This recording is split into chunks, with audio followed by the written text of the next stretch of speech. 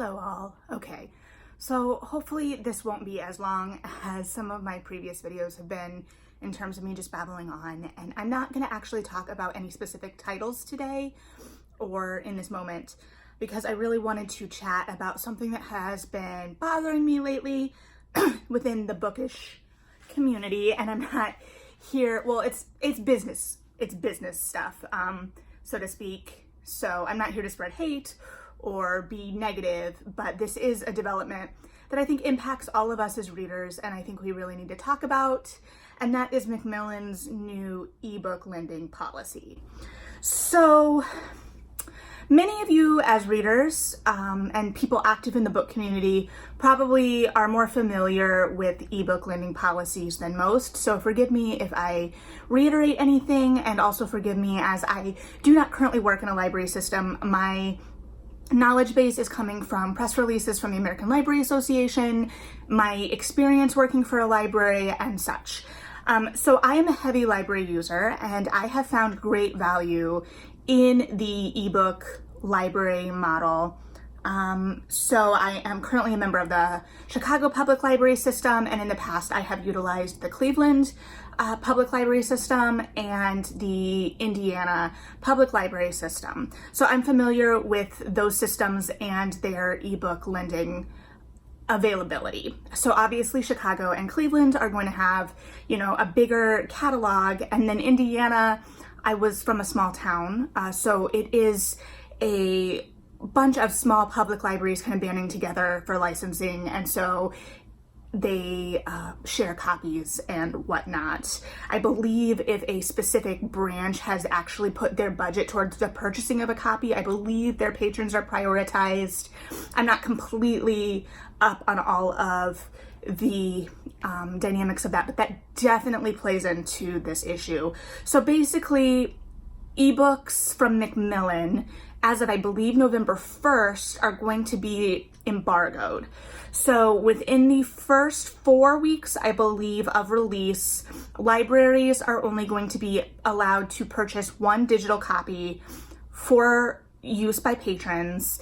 And then after that period, they will be allowed to purchase more, I believe. So there's a lot at play here logistically. So their initial copy, I believe, according to what I'm reading on the American Library Association website, will cost $30, and there will not be lifetime limits to that. Many publishers have gotten around this lending issue. We'll talk more in depth, I think, about that as well, by revoking lifetime limits for ebook lending. So basically, when you purchase an ebook as a library system, you are not going to be able to loan that book forever. You will have to repurchase that title after either a certain period of time. I think they've gone to like a 2-year model rather than a number of checkouts model. I know when I first really started utilizing digital copies, I would often really feel bad if I couldn't finish a copy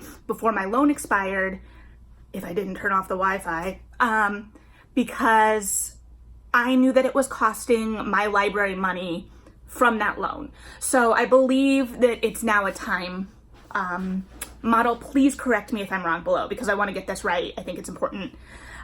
So this new Macmillan model, that first copy, I believe, will be about $30. So that also goes into the play of libraries are paying significantly more for their copies than the average consumer.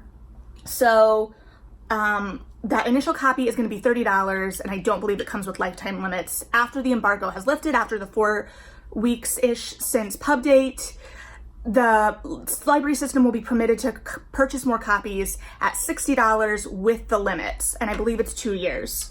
Now, these limits are in place because publishers obviously have been really afraid of ebooks since they came on the market. And there's this idea that library systems will have to repurchase physical books as they wear out. So we shouldn't be granting lifetime access to a copy where there could be potential repurchase sales on the table.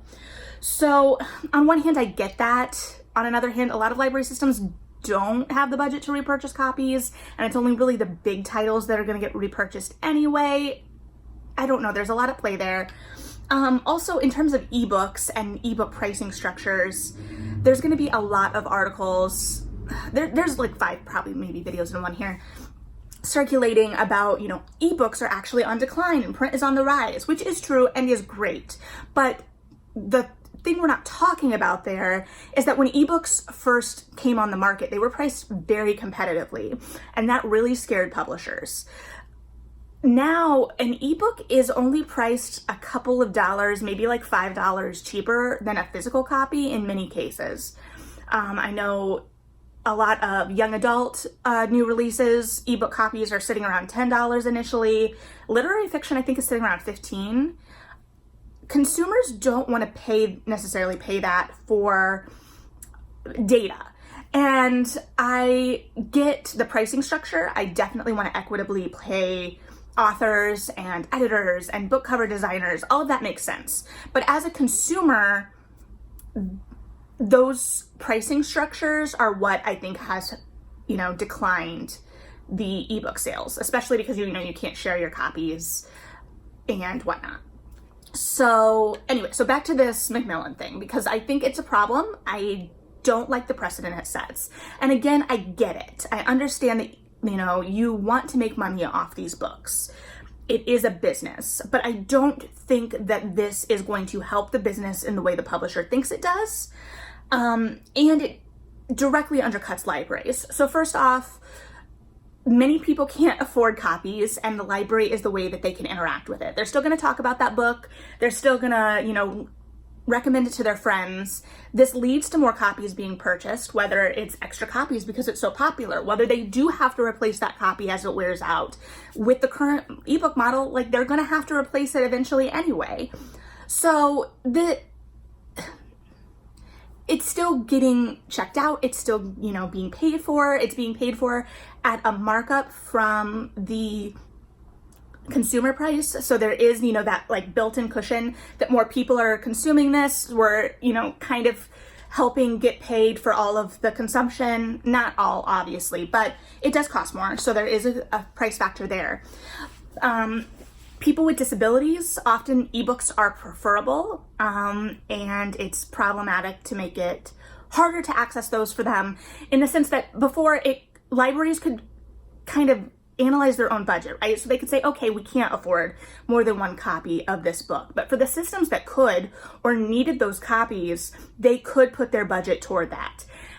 There's a whole other conversation to be had about the budgeting of that and whatnot. But for the sake of this, they were not limited to that one copy. And again, you know, places like Chicago Public Library, there's tons of people in this library system. I'm currently like 500 or 688 on the Testaments waitlist on a physical copy, and I think there are over 100 copies in the system. And ebook waits can be very comparable. So that's in Chicago. And then in Indiana, I know many library systems are sharing these copies. So it's even worse. You've got essentially probably like half the state, you know, wanting access to one copy. So it's problematic. The publisher, again, is arguing that this is going to help up their sales, that people in the first 4 weeks are going to, you know, buy the book instead. I'm here to tell you, probably not. Like, first of all, 4 weeks is a month, you know, like for most library systems, that's like 2 trips to the library. I know in Chicago, the limit is a little longer. You've got 3 weeks with a book. The reader that utilizes the library is not gonna care that they're not getting the book right away, in the sense that 4 weeks isn't probably going to make a difference for them. The 500 weeks that the wait list is adding on does. And I know that probably, some of you may say, okay, well, that undercuts your argument. This is a bad idea because they're going to wait anyway. But you're throwing away these immediate sales that people want to make on this book. And I don't know that it's going to guarantee, like, it's not going to guarantee that those patrons are going to actually go spend that money on the title in a bookstore. So you are actually stealing money from yourself, because here you have a guaranteed revenue at an upcharge to the consumer. Are that many consumers going to actually purchase over, you know, the wait list? As it stands now, if the wait list is long enough, some consumers will go purchase that title instead. I have been known to do that, but that is if I'm already, you know, kind of looking to purchase that title anyway, or I'm interested enough. If I'm not, I'm gonna just stay on that wait list, or I might even take myself completely off the wait list and not read it until much later, if at all, and then you've lost word of mouth on a book. If people don't have the access, in many cases, they may not, you know, pick that title up. So that's problematic. And another thing that's problematic is that we are completely ignoring the idea of pirating.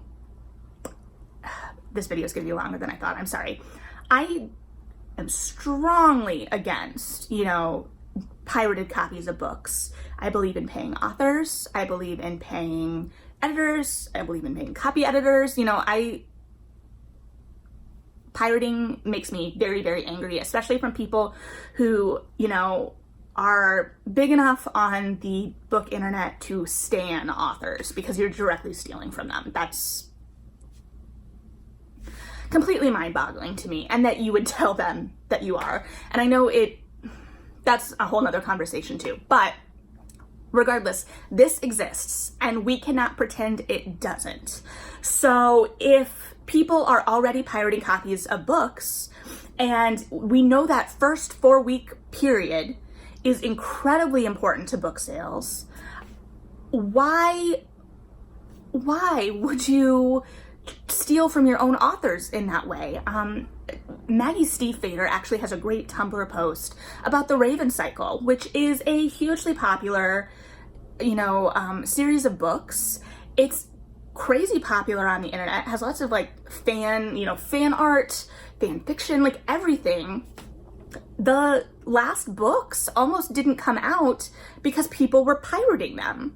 So if a incredibly successful series is facing this, everyone's going to be facing this, and it's a problem. Which gets us also to, these book sales support authors on all sides. So you could argue, okay, well, only the big authors are going to be stolen from or losing money here, or making money is hopefully what they think. But one, no. And two, like, in terms of the pirating part of the discussion, it doesn't matter. Like, you're still stealing from someone. Secondly, these sales support that author, but they also support all of the debut authors and mid-list authors, because those successful books, you know, your James Pattersons, your, you know, as much as you want to like poo-poo on things like 50 Shades of Grey that sell like gangbusters, and they may not be your cup of tea, but they're helping finance things that are. So when publishers are making big bank on these titles, they're able to take chances on debuts, on mid-list authors. They're able to keep supporting authors that they know are doing really important work that maybe aren't as commercially viable. So all of these sales support authors. Additionally, having access to these books in the library system allows people to discover these authors. There are strong budget concerns at play, especially in small communities. A lot of communities don't have access. So you are basically throwing away money. A lot of these libraries may not be able to purchase the books. And you're throwing away, you know, this availability, this exposure. A lot of times people will become fans. They won't want to wait next time. They'll buy the book. You know, when I was a teenager, I started reading Jane Ann Krentz at my library, the Arcane Society novels, which are great, and very mid-2000s, and would make a great Netflix series, just saying. And I stopped wanting to wait for those books, whether it be a wait list or just waiting for my library to purchase them and process them, and I started buying them myself. So sometimes, you know, just that exposure will lead to sales on its own. So there are a lot of factors at play. Obviously, Macmillan has crunched the numbers in a way that they think that this decision and the backlash that they had to have known was coming against this decision would be worth it to them. I don't like it. I think it sets a dangerous precedent. So what if all of the big five starts doing this? I don't know. This just is problematic. It makes me angry. You know, we're paying into these libraries. Libraries are already facing enough with budget cuts. No. So if you are a library user, this is also obviously going to impact you. It's going to impact your wallet. We only have so many book buying dollars to spend. So I'm going to hopefully post the petition below from the American Library Association to Macmillan, kind of saying, hey, we don't agree with this. This is a problem. This is going to impact us. There has to be a better way. This has gone on much longer than I planned. I don't know that I've said anything coherent. Hopefully I have. You know, hit me below with your thoughts, especially if you're a librarian and you have data or anecdata or anything really much stronger than, I guess, than my ramblings to kind of back this up. But this is going to impact people. It's going to impact me as a reader. I'm sure it's going to impact you. I don't know where that leaves us, but I'm not happy about this. All right.